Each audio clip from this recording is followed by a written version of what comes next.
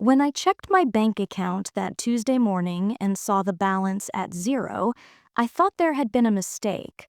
Not a theft, not betrayal, just a simple banking error that would be cleared up with a phone call. I was wrong. My name is Margaret Chen, and for 32 years I believed I had raised a good son. The kind of boy who grew into a man who called his mother every Sunday, who remembered birthdays, who introduced me to the woman he loved with pride in his eyes. Daniel was my only child, born after years of hoping, praying, and one devastating miscarriage that nearly broke me. When his father died of a heart attack 7 years ago, Daniel held my hand at the funeral and promised me I would never be alone. I believed him. Our life together, mine and my late husband's Robert's, had been simple but comfortable.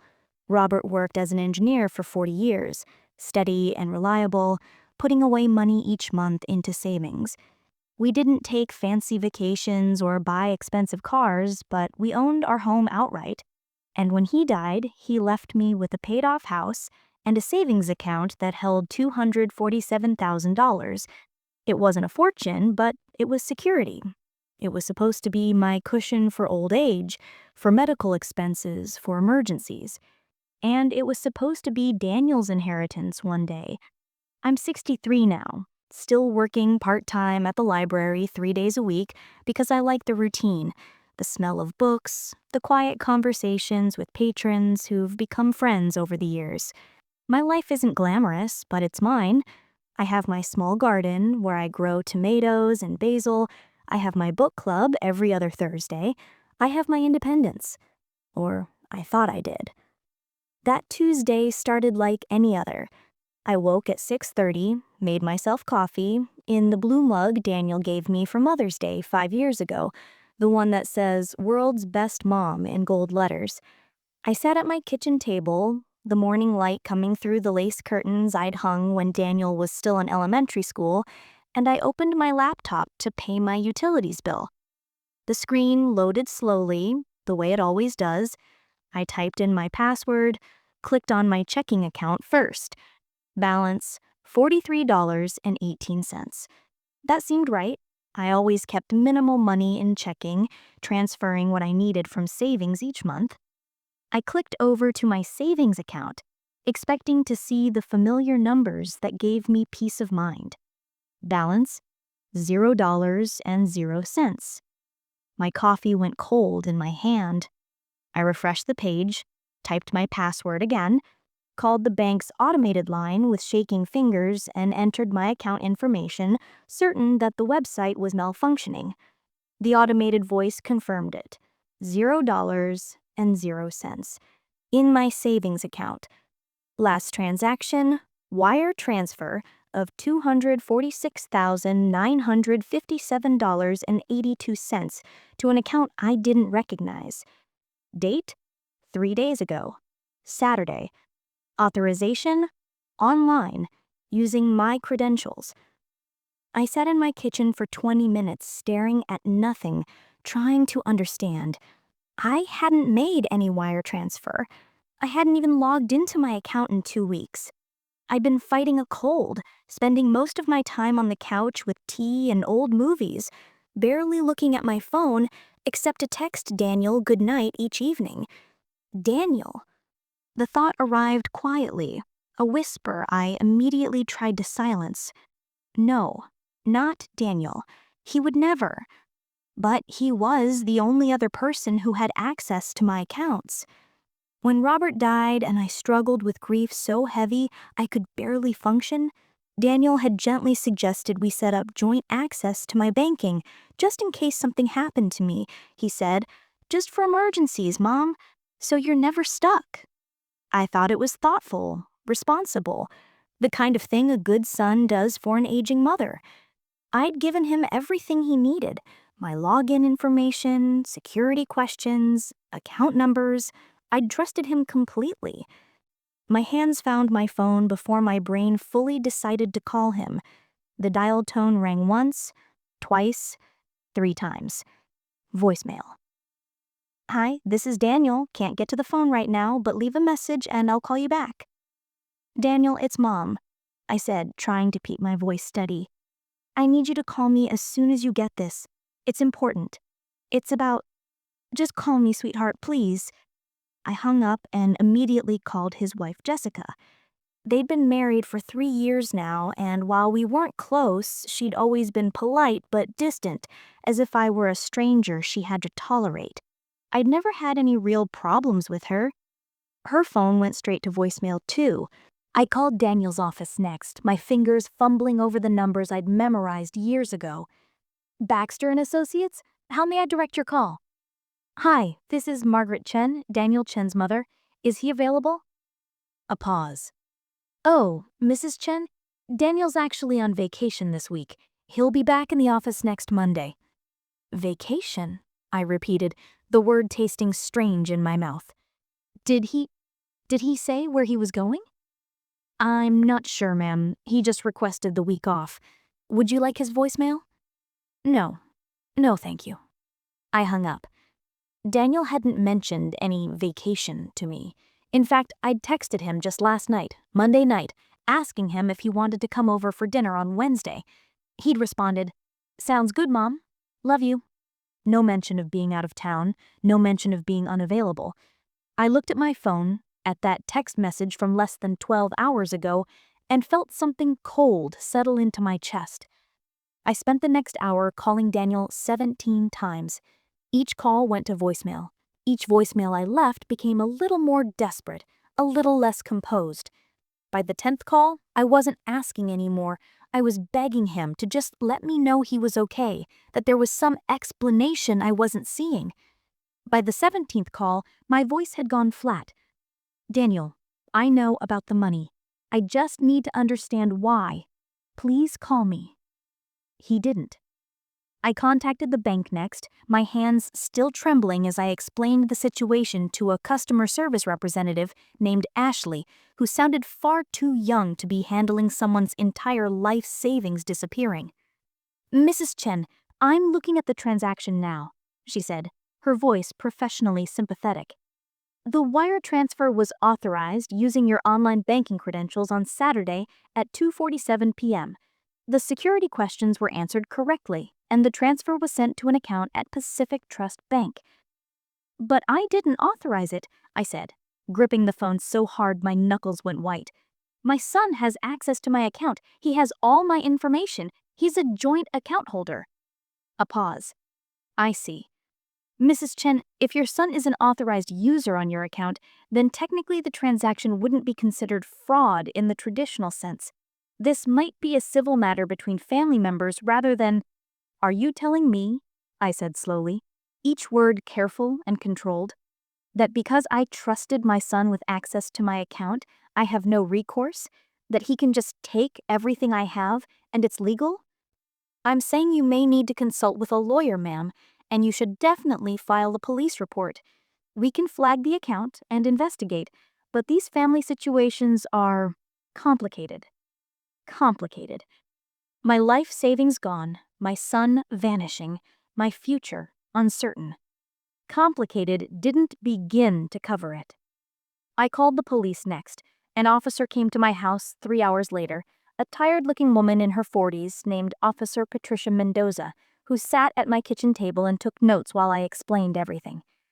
"And you're sure your son didn't have permission to make this transfer?" she asked. "I'm positive. I didn't even know about it until this morning." "But he has legal access to the account." "Yes, but only for emergencies, to help me, not to..." I couldn't finish the sentence. Couldn't say the word steal about my own child. Officer Mendoza set down her pen and looked at me with something like pity. "Mrs. Chen, I'll be honest with you. Cases like this are incredibly difficult to prosecute. When there's joint access to an account and no clear evidence of coercion or fraud in the traditional sense, it becomes a civil matter.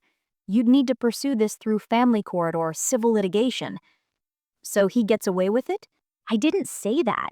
I'm saying the criminal justice system isn't always equipped to handle family financial disputes. But you should absolutely consult with an attorney, document everything, save all your communication attempts, and if you can find out where he is, where the money went, that would help." After she left, I sat alone in my kitchen as the afternoon light faded and tried to piece together what I'd missed. Had there been signs? Warnings I'd ignored because I didn't want to see them? I thought about Jessica, Daniel's wife, how she'd always been interested in money, not in a greedy way, I thought, just practical. She came from nothing, grew up in a trailer park with a single mother who worked 3 jobs. When Daniel first brought her home 4 years ago, I'd actually admired her ambition. She worked in real estate, always dressed immaculately, always talking about investment opportunities and financial planning. I remembered a conversation from about 6 months ago, shortly after Thanksgiving. Daniel and Jessica had come over for Sunday dinner, and Jessica had asked me, seemingly casual, about my retirement plans. "Margaret, have you thought about what you'll do with the house eventually?" she'd asked, cutting her roast chicken into precise, small pieces. "I mean, it's a lot of space for one person. Property values in this neighborhood have gone up so much you could sell and move into a nice condo, have a lot more liquidity." "I like my house," I'd said simply. "It's where I raised Daniel. It's full of memories." "Of course," she'd smiled, but something in her eyes had cooled. "I just meant financially. It might make sense to diversify. You don't want all your assets tied up in real estate."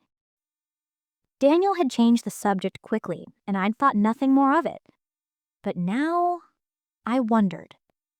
I opened my laptop again and logged into my email, searching for anything from Daniel over the past few months. Most of it was mundane, forwarded jokes, pictures of their cat, occasional dinner plans. But then, I found one from 3 weeks ago with the subject line, "Quick question."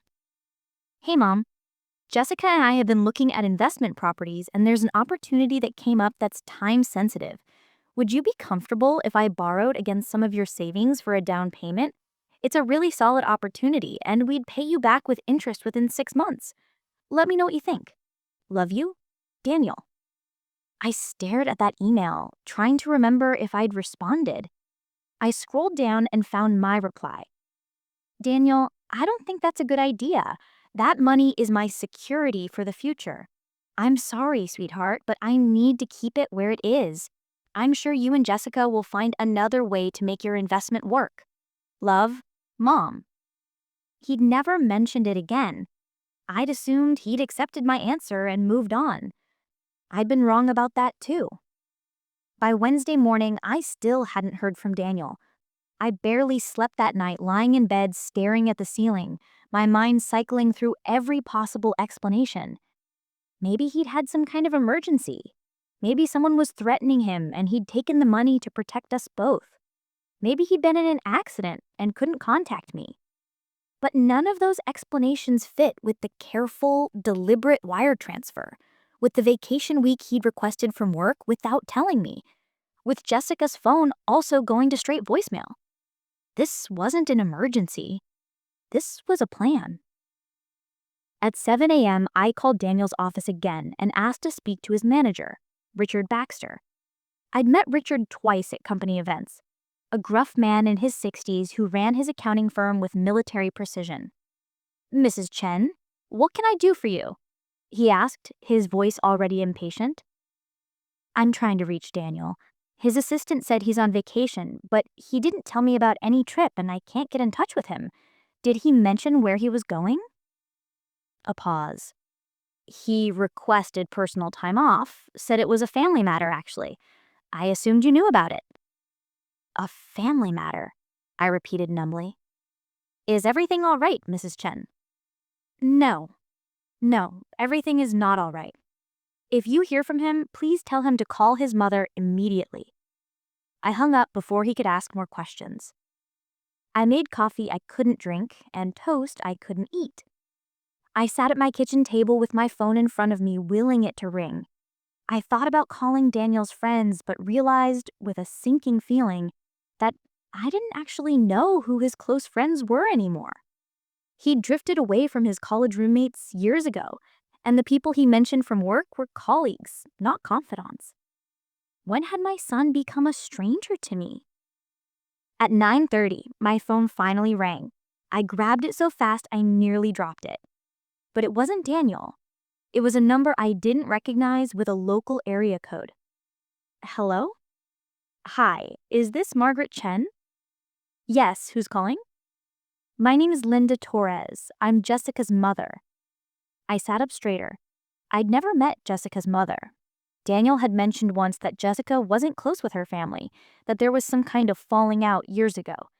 In 3 years of marriage, Linda had never been invited to a holiday dinner, never mentioned in conversation beyond vague references to a difficult childhood. Oh, I said carefully. Hello, Linda. I'm trying to reach Jessica and Daniel, actually. Do you know where they are? A bitter laugh came through the line. Oh, I know exactly where they are, Mrs. Chen. They're in Bali. 5-star resort from what I saw on Jessica's Instagram story before she blocked me again. Bali? The word hit me like a slap. Bali? I repeated, my voice hollow. Yep, posted a photo yesterday of some infinity pool overlooking the ocean.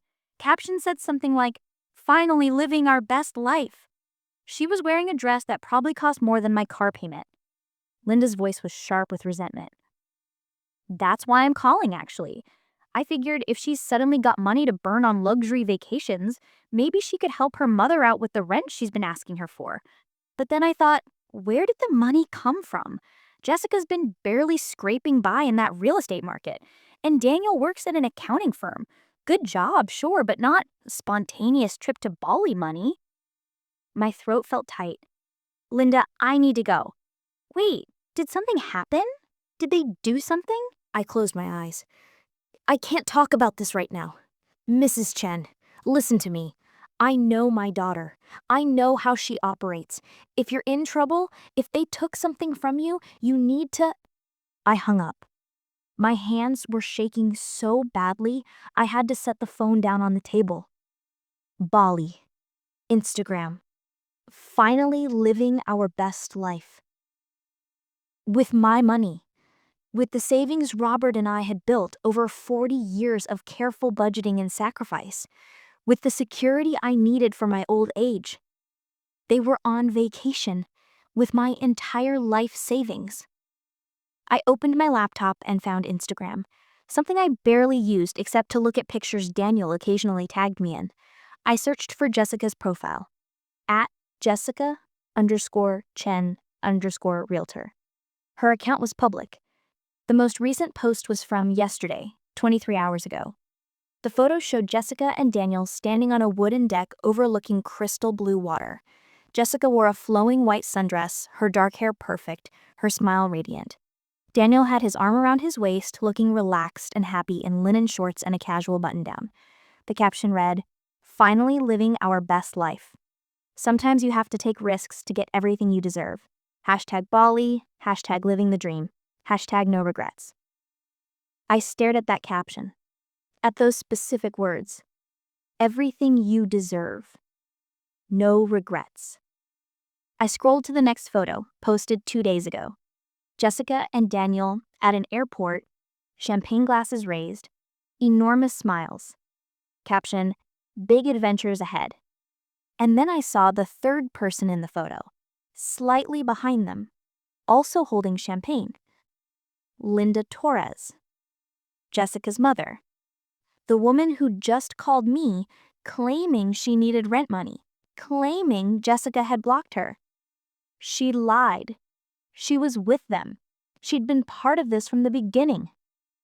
I zoomed in on Linda's face in the photo.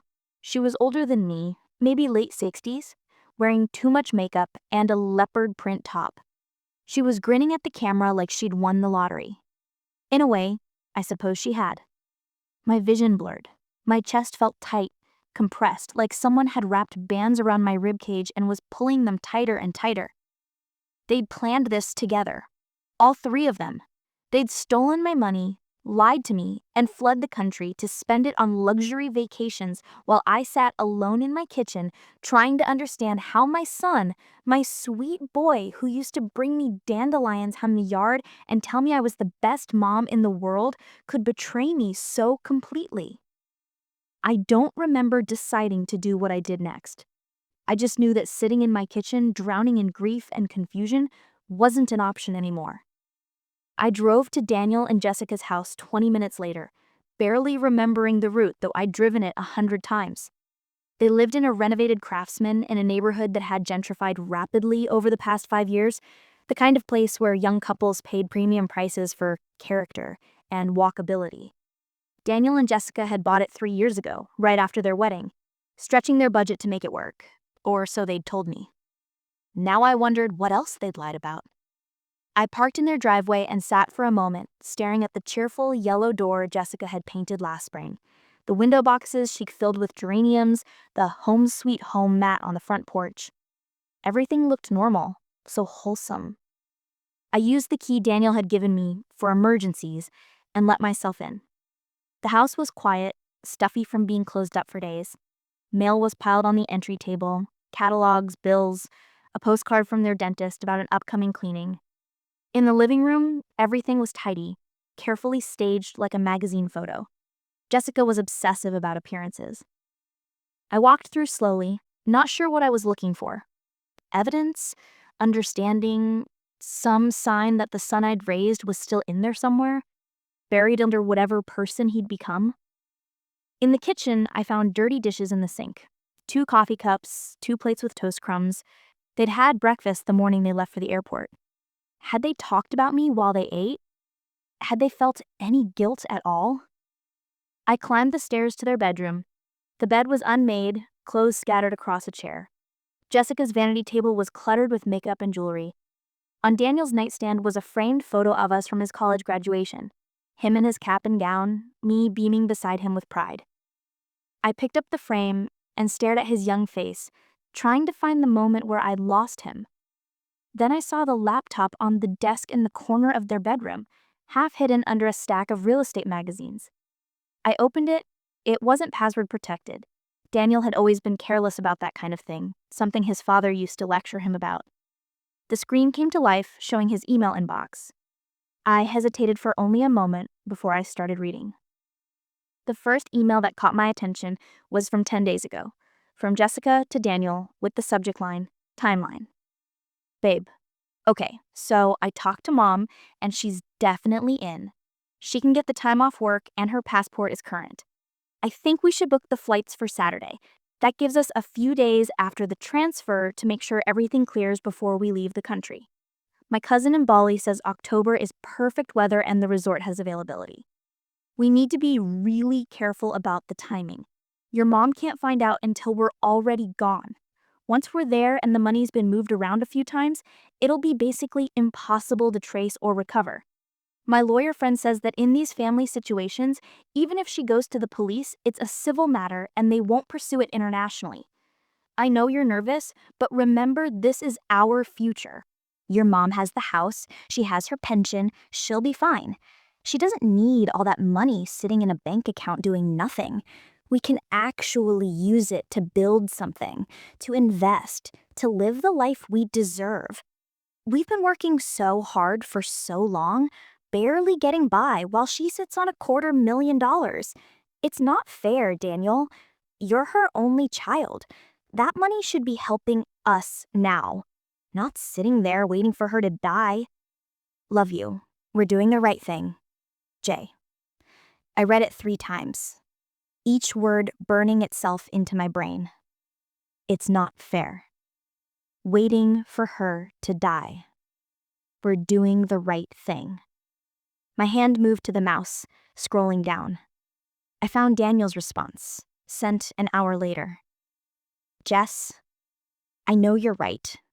I know we deserve this, but I keep thinking about her face when I told her Dad died, how broken she looked. This is going to destroy her. Maybe we could just ask her again, explain the investment opportunity better. She might understand if we... Jessica's reply came just minutes after. No, we already tried asking and she said no. She's selfish, Daniel. She'd rather hoard that money than help her own son build a future. Stop feeling guilty. She'll get over it. Old people are resilient. And honestly, She's been guilting you your whole life, always talking about sacrifices she made, how hard things were after your dad died. This is payback for all those years of emotional manipulation. Book the flights. Saturday. We're doing this. There were more emails, dozens of them. Planning, scheming, justifying. I found one from Jessica to her mother, dated 2 weeks ago. Mom, stop calling me about rent money. I told you I'd take care of you, and I will. Daniel and I are coming into some money soon, and you're going to come on a trip with us. Bali, all expenses paid. And when we get back, we'll set you up with a steady income stream. But you cannot tell anyone about this. Not your friends, not your sister, nobody. And you need to trust me on the timing. Just be ready to leave on Saturday. This is happening. Our lives are about to change. And Linda's response. Baby girl, you know I trust you. I'll be ready. Love you so much. You're such a good daughter. I sat at that desk for a long time, reading through their conspiracy, watching them plan to rob me, justify it to themselves, coordinate their escape. Jessica had orchestrated everything. She'd identified me as a target, convinced Daniel I was selfish for not giving them money, positioned herself as the victim of my supposed emotional manipulation. She'd even brought her mother in, promising her a cut of my life savings. And Daniel, my Daniel, had gone along with it, had wrestled with guilt for maybe an hour before letting her convince me I deserved this. I thought about those emails where Jessica called me selfish, where she accused me of hoarding money I didn't need, where she painted me as some manipulative villain who'd been controlling Daniel his whole life. None of it was true, but Daniel believed it because he wanted to, because believing it made stealing from his mother feel justified. I printed out every email, every text message thread I could find, every document related to their planning. Then I found something else, a folder labeled Property Investments. Inside were documents for 3 different real estate properties, all purchased in the last 6 months under an LLC called Torres Chen Holdings. They already had money, investment properties, a business partnership. This wasn't about need. It was about greed. I sat in their bedroom until the afternoon light began to fade, printing documents, taking photos of their laptop screen with my phone, gathering evidence of their betrayal, piece by piece. The property documents revealed that Jessica and Daniel had been buying investment properties for months. 3 rental houses in up-and-coming neighborhoods, all financed through a combination of loans and what appeared to be significant cash down payments. They'd formed their LLC 6 months ago, listing both Jessica and her mother Linda as partners, with Daniel as the financial manager. Where had the money for those down payments come from? I found bank statements in a dress drawer, not for accounts I recognized, but for new ones, opened at different banks. Accounts in the name of Torres Chen Holdings. The deposits were carefully structured. $8,000 here, $9,500 there, always just under the $10,000 threshold that would trigger automatic reporting to the IRS. They'd been siphoning money from somewhere for months, preparing for something bigger. And then they decided my life savings would be the final piece. I found a journal, too, tucked into Jessica's nightstand drawer, beneath a stack of real estate magazines. I almost didn't open it. Even in my anger, even in my hurt, some part of me still believed in privacy, in boundaries. But that part of me was dying, being murdered by the truth I kept uncovering. I opened the journal. The entries were sporadic, written in Jessica's looping handwriting. Most of them were mundane notes about property showings, meal plans, workout goals. But then I found an entry from 8 months ago that made my blood run cold. Daniel's mom is sitting on almost $250K and acting like we're being unreasonable for wanting to borrow some of it. She lives in that big house all alone, works part-time at a library for something to do, and won't help us build our future. Meanwhile, we're scraping by, barely able to save anything after the mortgage and bills. I grew up with nothing. I know what it's like to be hungry, to wear clothes from the donation bin, to watch my mom work herself to death for pennies. I swore I'd never live like that again.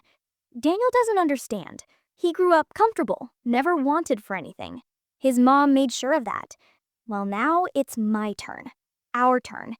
If she won't give us the money willingly, we'll find another way. She's not going to live forever anyway, and that money would just go to Daniel eventually. Why should we wait?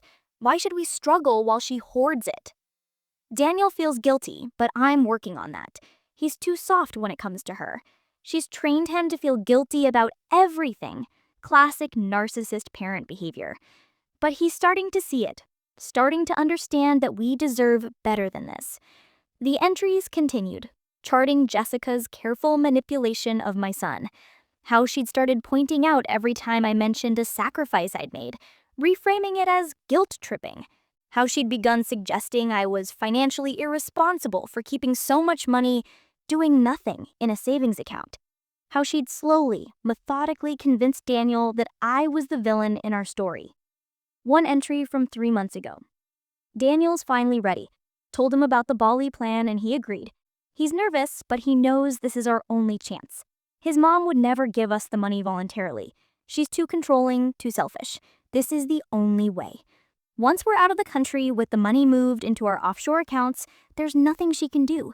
By the time she realizes what happened, we'll be unreachable. And honestly, she deserves this. She deserves to know what it's like to have nothing, to be powerless, to watch your security disappear. Maybe then she'll understand how people like me grew up. Maybe then she'll appreciate what she had. I closed the journal carefully, my hand surprisingly steady. Jessica hadn't just stolen my money. She'd stolen my son. She'd poisoned him against me, rewritten our entire history, turned every act of love into evidence of manipulation. And she'd done it all while smiling at me across Sunday dinner tables, accepting Christmas gifts, calling me Mom. I gathered everything, the printed emails, the photographs, the bank statements, the journal. I put them all in a folder I found in Daniel's office, a plain, minimal folder that felt too ordinary to be holding evidence of such profound betrayal. Then I left their house, locking the door carefully behind me, and drove home as the sun set over the city. My son and his wife had fled. That night, I barely slept again. But this time, it wasn't grief keeping me awake. It was rage. Cold, clear, focused rage. I'd spent the day drowning in shock and confusion, trying to understand how this had happened. But now I understood perfectly. And understanding brought clarity. They thought I was powerless. They thought I was just a lonely old widow who'd cry and mourn and eventually accept what they'd done. They'd forgotten who raised Daniel, who survived losing a child before him, who rebuilt after Robert's death, and who worked and saved and fought for every bit of security I had. They'd mistaken kindness for weakness.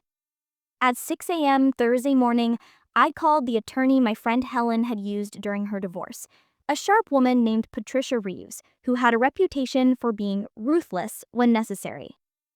"Mrs. Chen," Patricia said when I was finally on the phone with her, an hour later after explaining everything to her paralegal, "I've reviewed the documents you emailed over. This is quite a situation. Can I get my money back?" Truthfully, it's going to be difficult. They took precautions. The wire transfer was technically authorized through legitimate access to your account. The money has likely been moved multiple times by now, and they're out of the country. However, we have several potential avenues. Tell me. Patricia's voice took on an edge I appreciated. First, we file an emergency injunction to freeze all accounts associated with Daniel Chen, Jessica Chen, and Taurus Chen Holdings. Second, we file a civil lawsuit for fraud, breach of fiduciary duty, and elder financial abuse. Yes, at 63, you qualify under California law.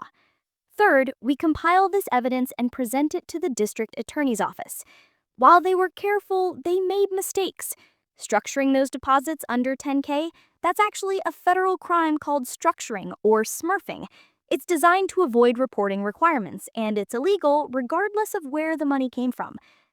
How long will this take? Months, maybe longer. But Mrs. Chen, I want to be clear. Even if we win, recovering the full amount is unlikely if they've spent it or hidden it well. However, we can make their lives very, very difficult. We can ensure there are consequences.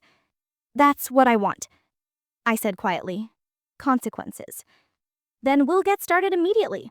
I'll need you to come in this afternoon to sign some documents. After I hung up with Patricia, I made 3 more calls. First, to the IRS fraud hotline, where I reported the suspicious structured deposits and provided account numbers from the documents I'd found. Second, to the FBI's Financial Crimes Division, because wire fraud across state lines, and especially involving potential money laundering, fell under federal jurisdiction. Third, to Jessica's real estate brokerage. Hi, this is Margaret Chen. I need to speak to the managing broker about Jessica Chen, please. It's urgent and it concerns potential financial fraud involving clients. By Friday afternoon, I'd set several wheels in motion, each one designed to systematically dismantle the life Daniel and Jessica had built on stolen money. Patricia Reeves worked fast.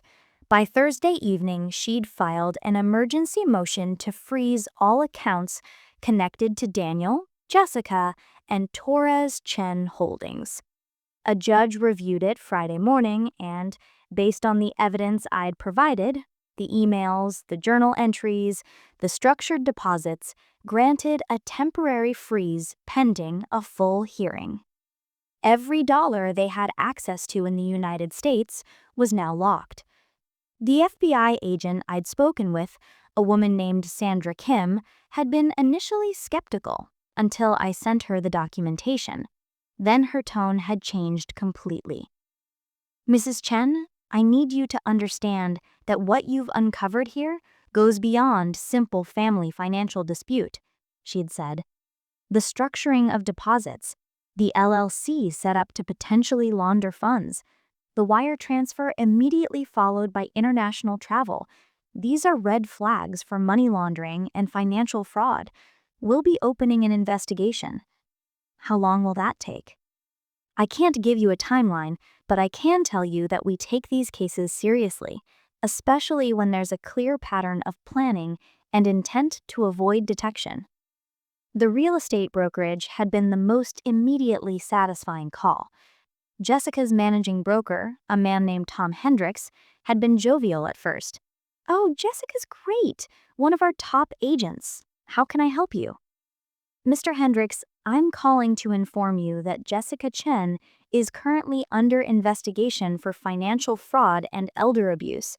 She and her husband stole nearly $250,000 from me and fled the country. I have documentation showing that she's been involved in structured financial transactions that may constitute money laundering. I thought you should know before your brokerage becomes entangled in legal proceedings." The silence on the other end lasted several seconds. Mrs. Chen, these are serious allegations." "Yes, they are. And they're backed by substantial evidence that's now in the hands of my attorney, the FBI agency, and the district attorney's office. I'm sure you'll be contacted soon as part of the investigation. I just wanted to give you advance notice, as a courtesy." I'd hung up before he could respond. Jessica's real estate license, her income, her reputation, all of it would be under scrutiny now. The brokerage would have no choice but to suspend her pending investigation. Her clients would be contacted, her transactions would be reviewed. Even if she somehow escaped criminal charges, her career was over. But I wasn't done. I'd spent Friday morning going through every document I'd taken from their house, and I'd found something else buried in a file folder marked Property Management. Forged documents. One of the rental properties they'd bought had been bought using a mortgage application that listed me as a cosigner. My signature was there, or at least a decent approximation of it. The application claimed I was providing $50,000 toward the down payment as a gift to my son. I'd never signed anything. I'd never given them money. I'd never even known about this property. Patricia nearly shouted when I showed her. "This is mortgage fraud, Margaret. This is a federal crime with serious prison time. They forged your signature on a federal document." "Add it to the list," I'd said calmly. Now it was Friday evening, and I was sitting in my kitchen with my laptop open, looking at Jessica's Instagram again. She'd posted 3 more photos from Bali: sunset cocktails, a couple's massage, a private boat tour. Each caption was worse than the last. "Living our best life. Paradise found. No worries, no stress, just us." The comments were full of friends congratulating them, asking about the trip, saying how much they deserved this vacation. If only they knew. I'd been tempted, several times over the past 2 days, to comment on those photos, to expose them publicly, to tell everyone what they'd done. But Patricia had advised against it. "Don't give them any warning," she'd said. "Let them enjoy their vacation. Let them think they got away with it. The harder they fall, the more effective the consequences." So, instead, I'd been documenting everything. Every post, every photo, every comment. Evidence of their spending, their location, their state of mind. I'd also been making calls to people Daniel and Jessica knew. Not to expose them, not yet, but to plant seeds. I'd called Daniel's college friend, Marcus, the one who'd been best man at their wedding. "Hi, Marcus, it's Margaret, Daniel's mom. I'm trying to reach Daniel. Have you heard from him? He took this sun-in trip, and I'm a bit worried." "Oh, yeah, Mrs. Chen. He mentioned he and Jess needed a break. Don't worry, he's fine." "Did he mention anything about their finances? Any problems at work or stress about money?" A pause. "No. Why?" "Oh, nothing specific. I just worry. You know how mothers are. If you talk to him, tell him to call me, would you?" Paul was like that. Casual, concerned, just worried enough to make people start wondering. Making sure that when the truth came out, and it would, everyone would remember these conversations, would remember that I'd been looking for answers, that something had seemed off. I was building a narrative, brick by brick. Saturday morning, exactly 1 week after they'd stolen my money, I got a call from Officer Mendoza, the police officer who'd taken my initial report. "Mrs. Chen, I wanted to update you. Based on the additional evidence you provided and the FBI's involvement, we're escalating this case. The district attorney's office is reviewing it for potential criminal charges, including wire fraud, elder abuse, and identity theft related to the forged mortgage documents." "What does that mean, practically?"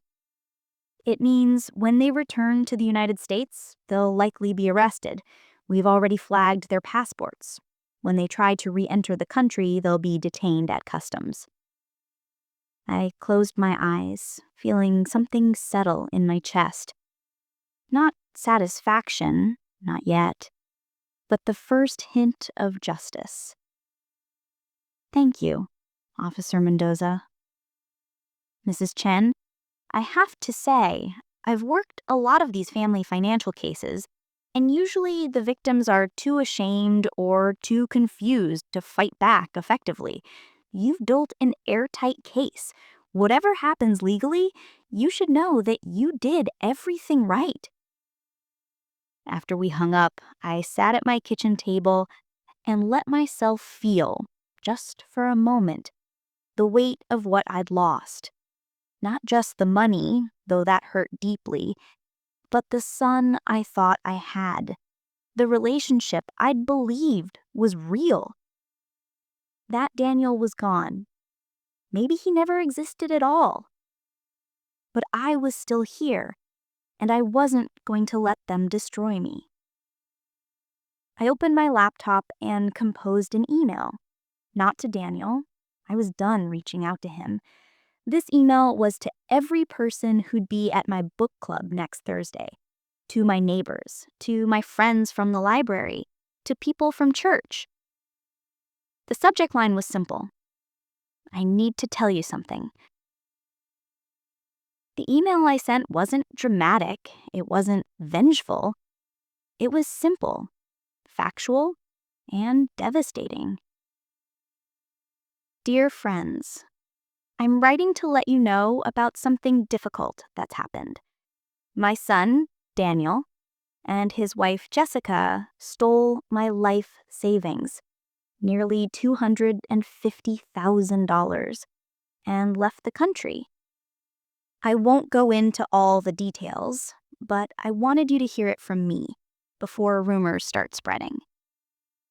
I'm working with lawyers and law enforcement to address this. I'm going to be okay. I have my house, my health, and all of you.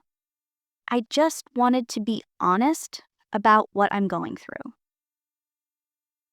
I'll be at book club Thursday if anyone wants to talk. Otherwise, I'd appreciate your thoughts and prayers. With love, Margaret. Within an hour, my phone started ringing. Helen called first, then Barbara, then Tom from the library. Each conversation was the same. Shock, outrage, offers of help, promises of support. Margaret, if you need money, Helen started. I don't, I said firmly. I'm not destitute. I just need friends right now. And I had them. By Thursday's book club, when I walked into Helen's living room, there were 12 women waiting for me with casseroles, wine, and fierce loyalty.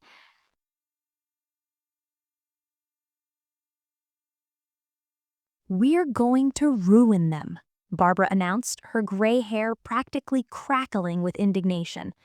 I have a nephew who works in marketing. We'll make sure everyone knows what they did. The legal system will handle it, I said, though I appreciated her rage on my behalf. But Barbara was right about one thing. Word spread fast. By the following week, everyone in our community knew what Daniel and Jessica had done. The neighborhood gossip network was more efficient than any marketing campaign. Jessica's real estate signs started disappearing from lawns. Her brokerage quietly removed her photo from their website. People who'd been friends with them began distancing themselves, deleting photos, untagging themselves from old posts. The social consequences were swift and absolute.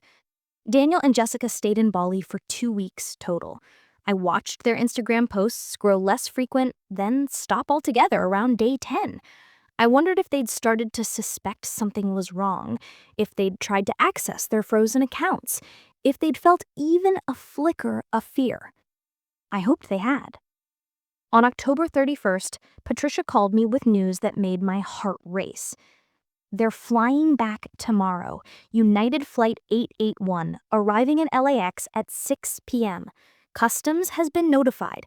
They'll be detained for questioning, and depending on how cooperative they are, possibly arrested on the spot. Will I need to be there? No. In fact, it's better if you're not. Let the system work, Margaret.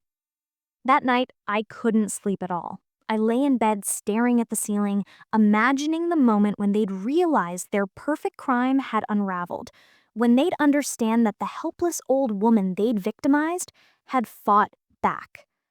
On October 31st, at 8:47 p.m., my phone rang. Unknown number. I almost didn't answer, but something made me pick up. Mom? Daniel's voice, small and shaking. I said nothing.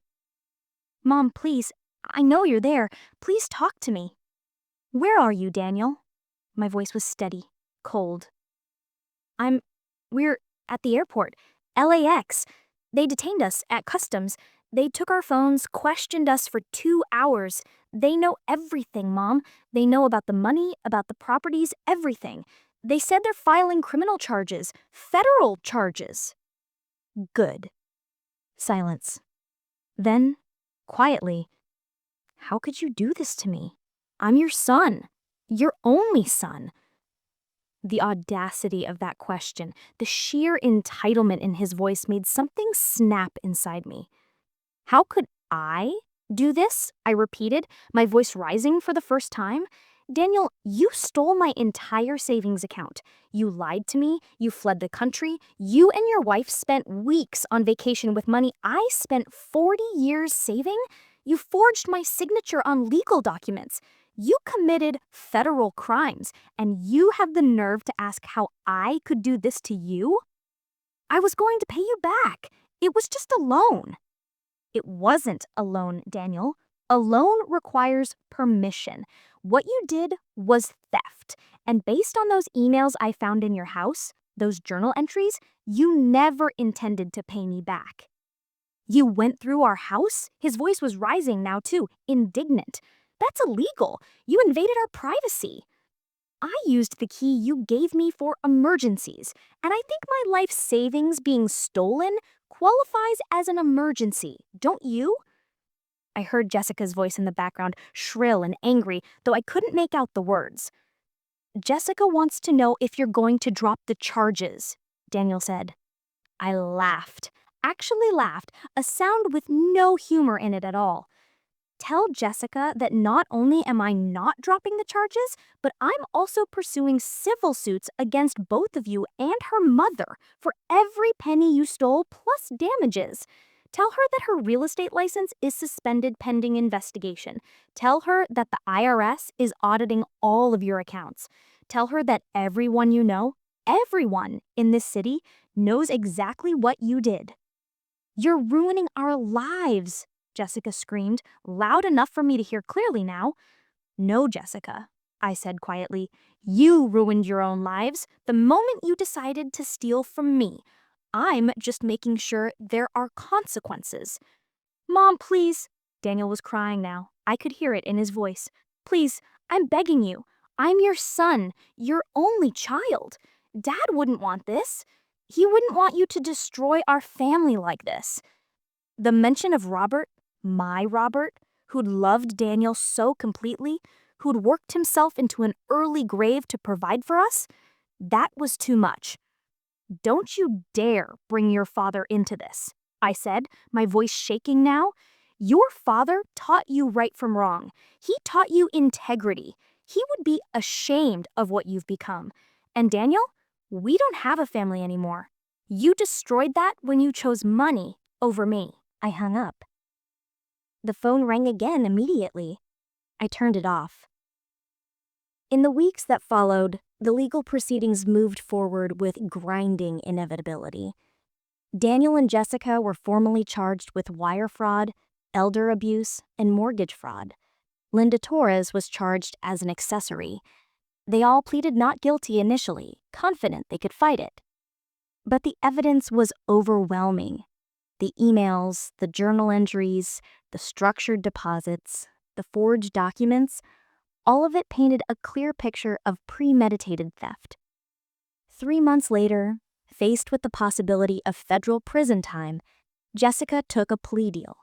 5 years probation, restitution payments, and a permanent criminal record. Her real estate career was over. Daniel held out longer, still believing somehow that I'd forgive him, that we'd reconcile, that this would all blow over. He was wrong. Eventually, he took a plea deal too. 3 years probation, court-ordered therapy, and a requirement to make full restitution, though the court acknowledged that with the money largely spent, full recovery was unlikely. Linda Torres got 2 years probation and community service. The civil suits were still ongoing, but Patricia was optimistic we'd recover at least some of the money eventually, probably from the forced sale of the investment properties. It's been 8 months now, since that Tuesday morning when I discovered my account was empty. I still work at the library 3 days a week. I still have my book club, my garden, my small routines. My friends rallied around me in ways that still make my eyes sting with gratitude. I've downsized my life a little. I'm more careful with money now, more aware of my vulnerability. But I'm not broken. I'm not the helpless victim they thought I'd be. Daniel has tried to contact me 4 times, letters mostly, sent through his lawyer, each one begging for forgiveness, claiming he was manipulated by Jessica, insisting he still loves me. I haven't responded to any of them. Maybe someday I will. Maybe someday the rage will fade enough to allow for some kind of reconciliation, some new relationship built on the ruins of what we had. But not today. Maybe not ever. Because the truth is, I didn't just lose my money that day. I lost my son. The son I thought I knew. The son I'd raised and loved and believed in. That loss is deeper than any bank account. And unlike money, it can't be recovered through legal proceedings or restitution payments. Some betrayals change you permanently. They redraw the map of who you are and what you believe about the world. I'm not the same Margaret Chen who woke up that Tuesday morning expecting an ordinary day. I'm harder now, more cautious, but also stronger, more certain of my own worth, my own ability to survive. They thought they could take everything from me. They were wrong. I'm sitting in my kitchen now, the same kitchen where this all began, drinking coffee from the same blue mug Daniel gave me years ago. I should probably throw it away, get new mugs, erase the reminders. But I keep it, not out of sentimentality, but as a reminder. A reminder that love can be weaponized, that trust can be exploited, that the people closest to you can hurt you in ways strangers never could. But also a reminder that I survived, that I fought back, that I refused to be a victim. Outside my window, the morning sun is lighting up my garden. The tomatoes are coming in well this year. The basil is fragrant and full. Life goes on, with or without the people we thought would be in it forever. And sometimes that's enough. I want to ask you something, and I want you to really think about it. If someone you loved, someone you'd given everything to, betrayed you like this, could you do what I did? Could you pursue justice even when it meant destroying them? Or would you forgive them because family is supposed to be forever? I still don't know if I made the right choice. Some nights I lie awake wondering if I should have shown mercy, should have been the bigger person, should have tried to understand instead of prosecute. But then I remember that photo of them in Bali, smiling and carefree, spending my life savings without a shred of remorse. And I know I did what I had to. Sometimes love means holding people accountable. Sometimes the most loving thing you can do is let them face the consequences of their choices. Tell me what you think. Would you have done what I did? Would you have fought back? Or would you have forgiven? I really want to know. Because even now, even after everything, I'm still trying to understand how a mother's love becomes something people feel entitled to exploit. And I'm still learning how to live with the choices I made. Thank you for listening to my story, for witnessing my pain and my strength. If this resonated with you, if you've experienced betrayal from someone you trusted, know that you're not alone, and know that you're stronger than you think. Take care of yourselves out there, and protect your hearts, but don't let them turn to stone.